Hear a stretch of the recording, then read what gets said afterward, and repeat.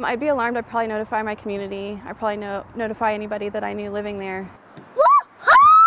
Sarah Paulson lives in South Tulsa with her young daughter. And just like many people, before moving into her home, she checked sex offender registries. I don't want my child to be, a victim of something like that.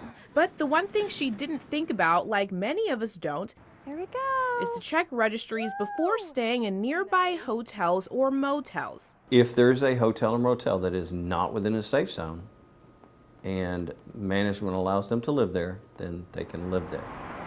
You heard that right. By law, if a hotel or motel is not within 2,000 feet of a school or park, which is called a safe zone, they can register that hotel or motel's address as their permanent home in the system. Ask the management, do you allow sex offenders to stay here?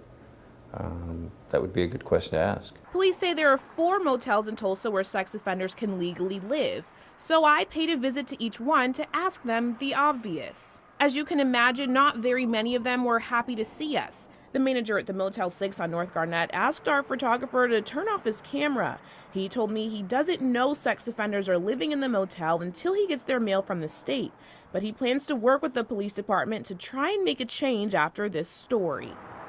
A desk person at America's Best Value Inn, also on North Garnett, told me they don't mind it because it's business. As long as they don't create any problems, so we never had any bad experience so far in the last 2 years. He told me if it started to hurt business, they'd ask them to leave. The Super 11 Inn on East 11th Street also not thinking very much of it. They're allowed to stay, I cannot refuse.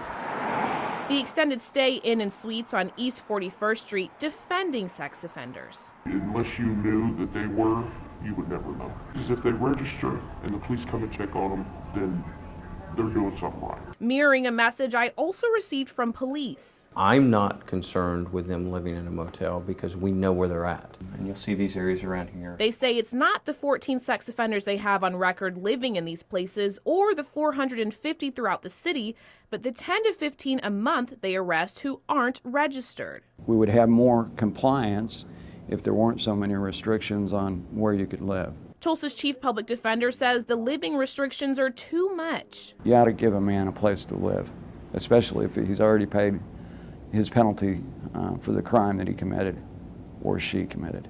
Can you do it? Oh my gosh, babe. But Sarah says when it comes to the safety of her daughter, she's not willing to risk it. I think everybody deserves, a second chance, but I'd rather be safe than sorry. From Tulsa, Ashley Holt, 2 Works for You.